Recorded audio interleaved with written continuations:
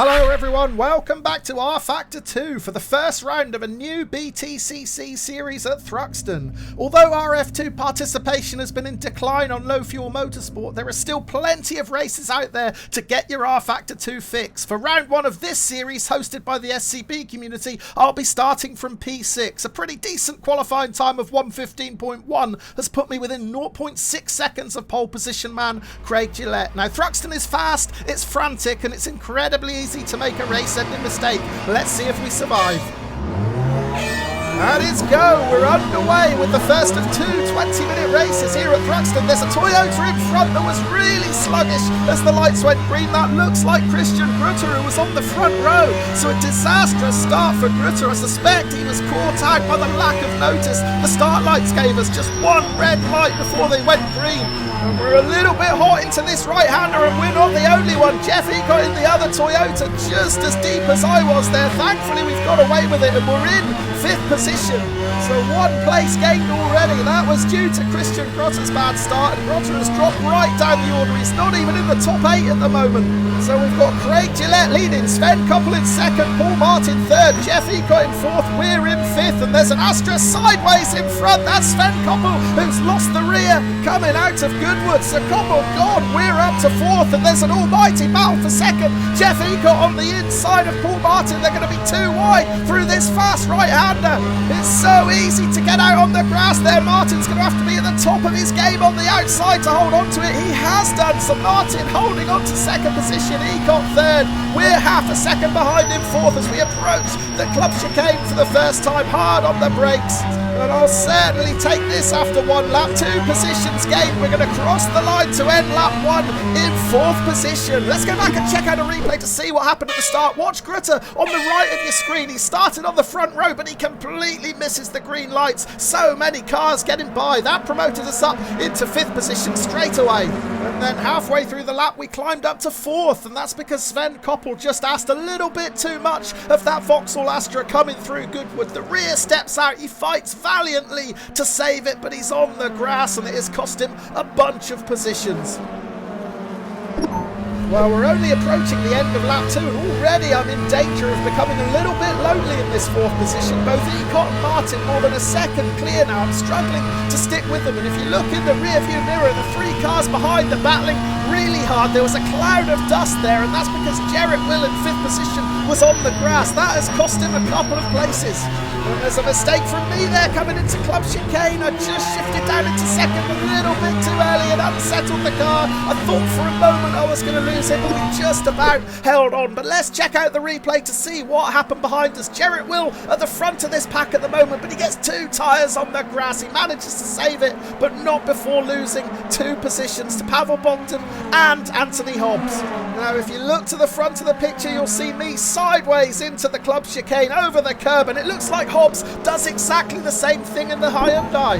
End of lap 4 now, and I'm trying my hardest to stick with these 2 cars in front, but the pack is starting to spread out a little bit now. Martin in 2nd, 2.5 seconds clear. Jeffy got in 3rd. He's got a 1.3 second advantage over me, but this 4th position is anything but lonely now. Look in the rearview mirror. Not only is there a Ford Focus and Pavel Bogdan breathing down my neck, but we've also got Christian Grutter on a charge. Mistake in front. Jeffy got just running in way too hot into Campbell's there. That's cost him a load of time. His 1.3 second advantage has been halved. We're now just 0.6 of a second behind. Look in the rearview mirror. There's another cloud of dust, and that's because Pavel Bogdan has gone. So that might ease the pressure, but it'll only be a short-term fix because Christian Grutter's got serious pace, and he's now got a clear track in front of him to close me down. Right, let's check out the replay to see Bogdan's mistake. He's a little bit narrow coming out of Cobb there. That forces him out wide on exit. He's onto the grass. Look again, trying valiantly to save it, but it's so difficult. He gets it back on track,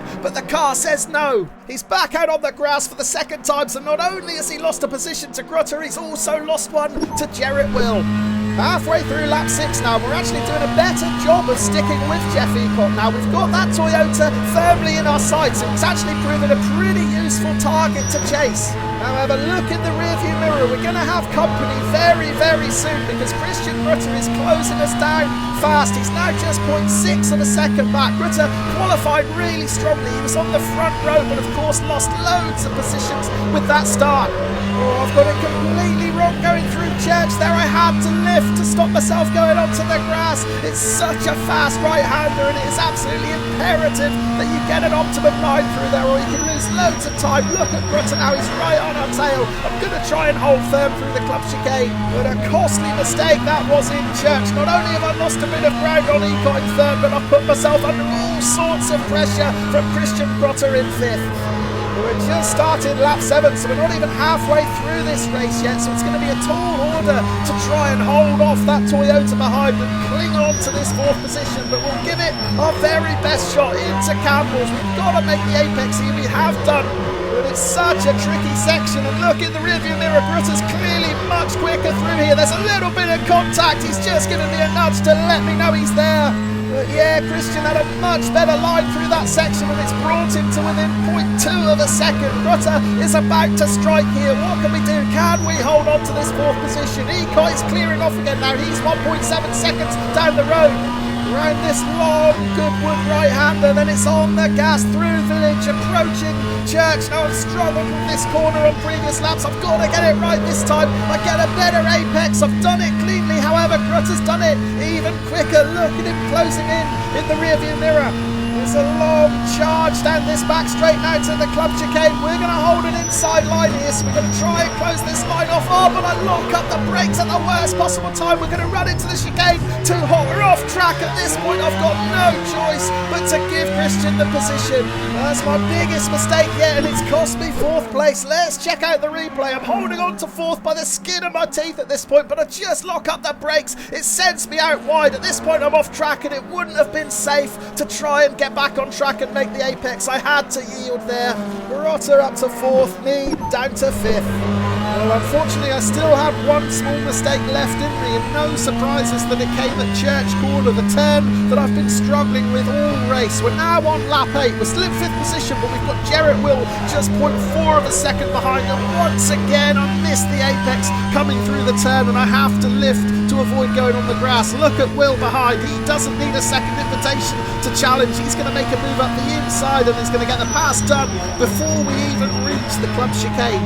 So we're down to 6, and we're in danger of slipping even further back because Sven Koppel has closed in on us now. Koppel has recovered from that spin on lap 1, so we're going to jump forward now, halfway through lap 9. Koppel now just 0.5 of a second behind, but we're still putting pressure on Jarrett Will. Fast approaching my nemesis corner, Church. Can we get it right this time? Can Jarrett Will get it right? He's going to take a tight line. He's going to whack that curb on the inside. That unsettles the car. This might be an opportunity for us. Meanwhile, look in the rearview mirror. There's no Sven Koppel. So Sven has come to grief at Church. He's crashed out. Jarrett Will almost did, but he managed to hold on to it. He's going to take the defensive line into Church. So we're going to apply pressure around the outside. There's no way around there, but we're right on his tail now.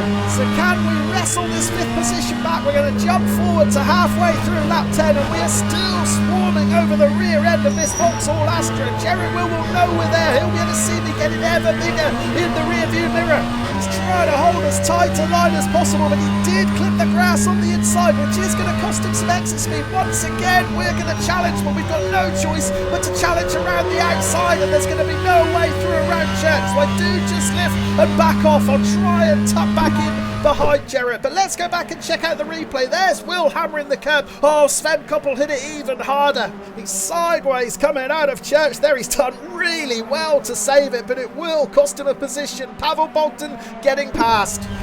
Well, over the next few laps, I struggled to stick with Jarrett Will. You can see the gap he's opened up. We're rejoining the live action towards the end of lap 14. He's now 1.3 seconds clear. However, he is closing in on Paul Martin in 4th place. So my one hope here is that they may start fighting and slow each other down. That might bring me back into contention. However, I've got Pavel Bogdan to deal with on the outside as well into the club chicane. Meanwhile, in front, Martin and Will side by side through the chicane. I'm pretty sure there was contact there. But whatever happened, Jarrett Will has moved into 4th position. Paul Martin down to 5th. We're in 6th, but we're under real pressure now from Pavel Bogdan behind. There's only 2 more laps of this race left, and look at the fight that's broken out for 4th place. Martin having a look up the inside into Campbell. There's no way through there. Jerrit Wills in deep though. Martin might try again. Oh, big screen freeze. We don't want that. Look at Martin. He's having another look up the inside of Jerrit Will. I think he might have done enough to get that 4th position back now. He has done. So Will tucks back in behind, or does he? No, Will's going to have a look up the inside. Now they're side by side, and we're closing right in. Martin had to lift to stay on the track, and that has put us on the outside, and that's where we don't want to be, coming through Goodwood. So I do just lift to tuck back in behind Martin and maybe sneak up the inside. We're now side by side with the Honda, and it looks like we've got the pace. We're in front of Martin into Church. There's a bit of contact. We're unsettled, but we still make it through. Okay, Martin is out onto the grass, so Pavel Bogdan is going to get by Martin. Oh, the adrenaline is pumping here at Thruxton now with just over 1 lap to go. We're back into 5th position. Jerrit Will in 4th. He's taken full advantage of that scrap behind him. Will is clearing off. He's 1.2 seconds ahead of me now.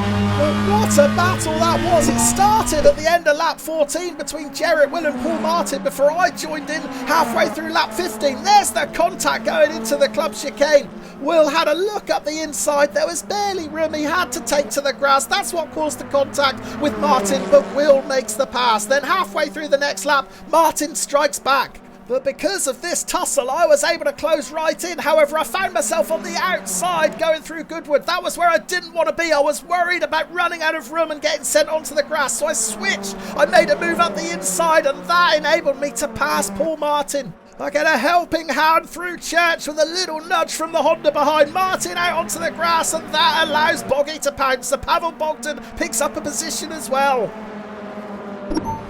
So yeah, what a pulsating way to end race 1 at Thruxton. We're now just 1 corner from home, only the club chicane left. I'm still in 5th position, but it's by no means cut and dried yet because Pavel Bogdan is just 0.5 of a second behind. We've got to get the chicane right. We managed to.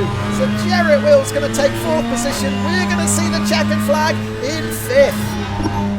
Well, what a fantastic race. rFactor 2 at its very, very best. Here are the classified results then. There we are in 5th. A fastest lap in the race of 1:15.6. So not quite as quick as our qualifying time, but pretty much on pace with those drivers around me.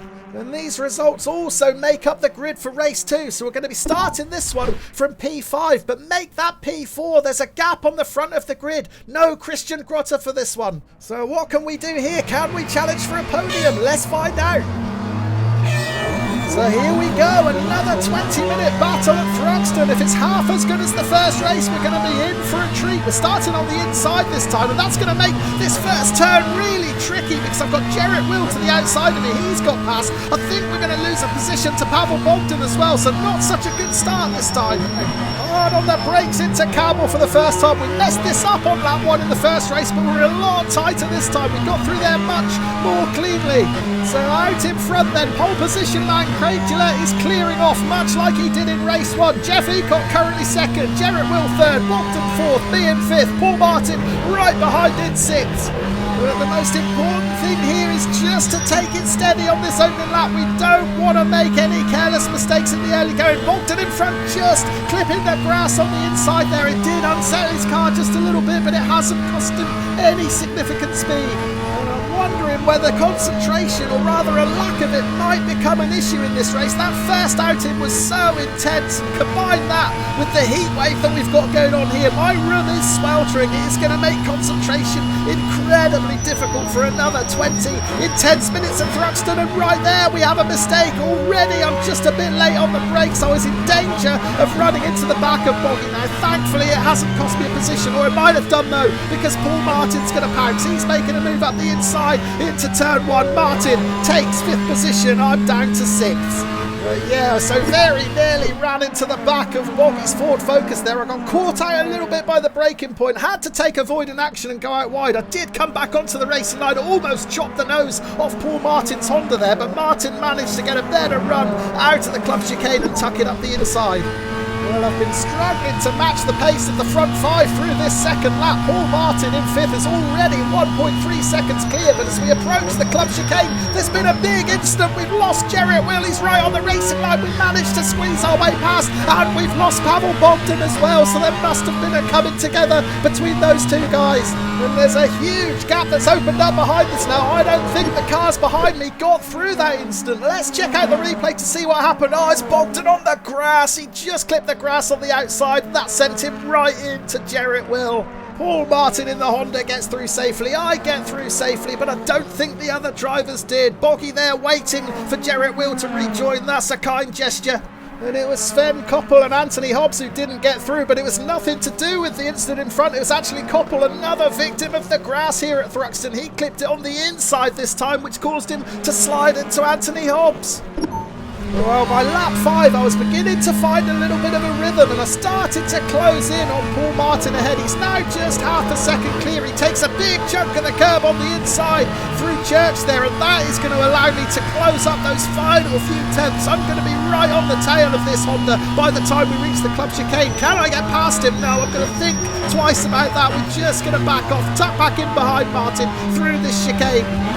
Yeah, we're in a really comfortable 4th position at the moment, gifted 2 places thanks to that incident involving Pavel Bogdan and Gerrit Will, and then gifted a huge cushion behind thanks to the incident involving Sven Koppel and Anthony Hobbs. And as a result of that, the nearest driver behind me is Jason Spooner in 5th, and he is more than 6 seconds behind, so we don't have anything to worry about in the rearview mirror for a minute. We can concentrate fully on trying to close in on Paul Martin, and we are creeping closer again. Martin did eke out a few tenths over the first part of that lap, but we're starting to close him back in now as we reach the back part of the circuit.